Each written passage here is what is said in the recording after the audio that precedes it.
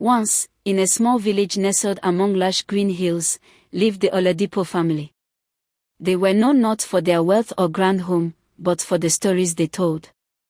Their home, a humble wooden shed with a rusted tin roof and walls patched with moss and mold from the damp earth, was where magic truly happened. The father, Baba Oladipo, was a man of the earth, his hands calloused from farming. But his true strength lay in his voice, which was as deep and resonant as the talking drum.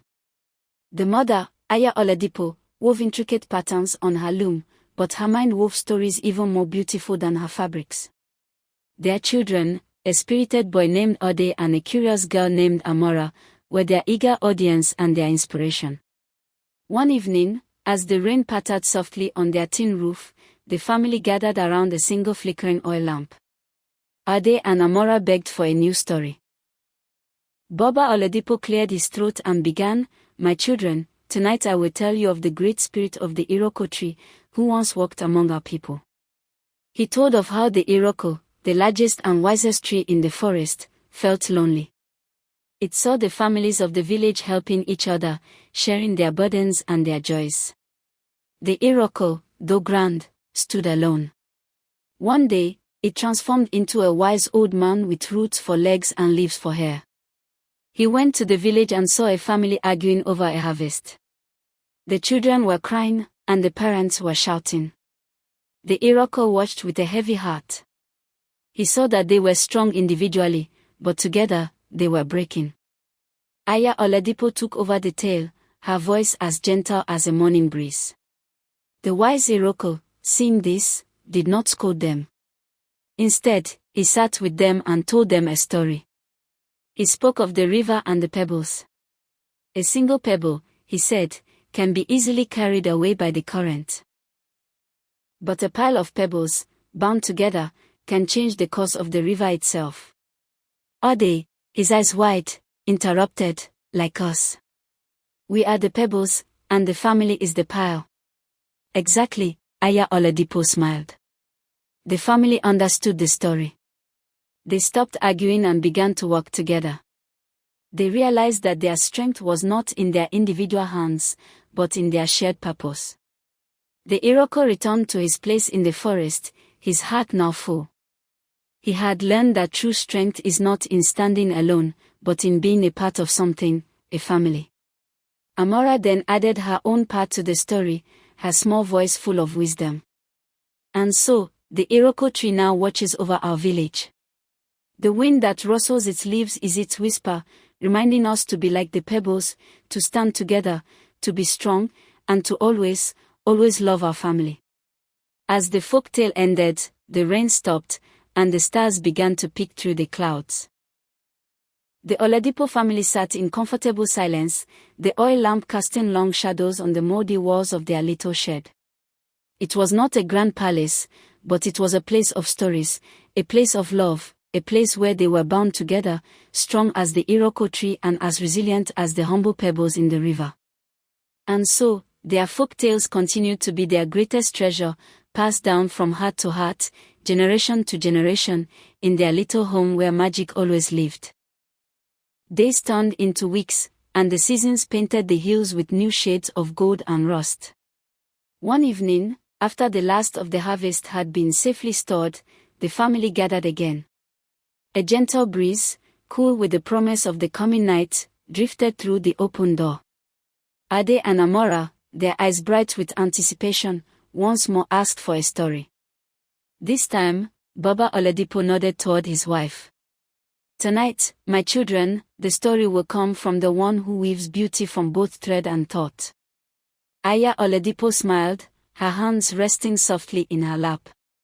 "My story tonight is of the sun and the moon. Long ago, they were a brother and a sister, who lived together in a great house in the sky.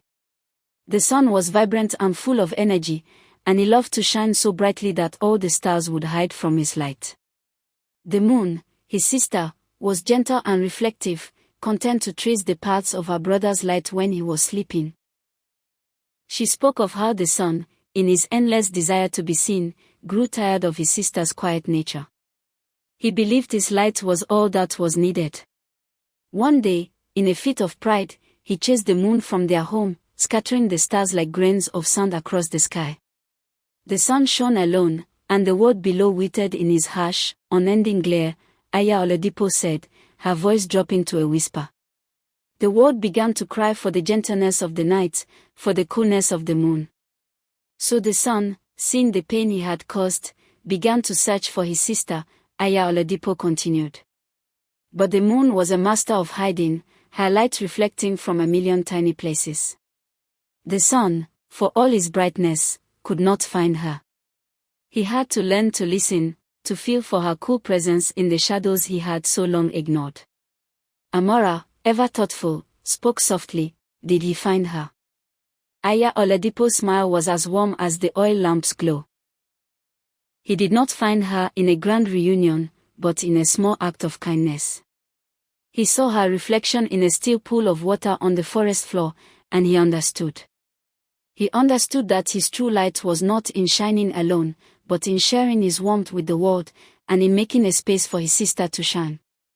And so, he returned to his place, and when he shines, he always leaves a path for the moon to follow. When they meet, in the moment of twilight and dawn, the world is at its most beautiful, a perfect balance of their shared purpose. As she finished, the oil lamp flickered, and the last of the rain pattered against the roof. The family sat wrapped in the new story, a lesson whispered from the sky, a truth as old as the stars themselves. Their little home was full of a quiet warmth, the kind that comes from knowing that even the grandest stories are woven from the simple, shared threads of a family. The morning sun, true to Iya Oladipo's tale, bathed the small village in a gentle, welcoming light. Baba Oladipo was out tending to his crops, but he did not work with the hurried efficiency of a man trying to outshine his neighbors. Instead, he took his time, pausing to share a joke with the farmer next to him and to offer a helping hand with a basket of yams. He had learned that a shared harvest was always sweeter. Inside the humble shed, Ade, full of a new kind of energy, was not rushing to finish his chores so he could go play alone. He found his sister, Amara, carefully arranging pebbles on the ground, creating a winding river. He knelt beside her, and with a shared understanding born from the stories, he began to help her, adding his own smooth stones to form a strong, steady bank. Iya Oladipo watched them from her loom, a peaceful smile on her face. She saw how her children, once so distinct in their interest, were now working together, finding a balance between their different strengths. Her hands continued to weave intricate patterns on the fabric, but her mind now wove a new kind of tale, one that was not of a distant past, but of the present. It was a story of how a little family, in a little home, could find a great truth in the smallest of things, and in the brightest and gentlest of lights. That evening, as the stars began to emerge one by one, the family gathered in their small home. The oil lamp flickered as a final comfort, and the soft rhythm of the talking drum from a neighboring compound drifted on the night air.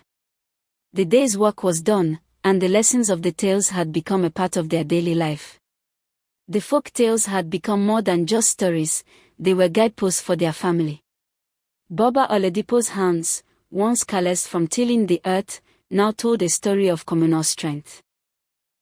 Iya Oladipo's intricate fabrics were a testament to the beautiful patterns that could be woven when different threads worked together. Ade and Amara's bond, like the sun and moon in their shared purpose, was a testament to how kindness and understanding made the world more beautiful. Their home, though humble, was rich with a magic that could not be seen, but only felt. It was a magic born of a love that was as deep as the Iroko tree's roots, as strong as a pile of pebbles, and as constant as the gentle rhythm of the moon following the sun. And so, in their small corner of the world, the Oladipo family continued to be the authors of their own story, living a life that was their greatest folk tale of all.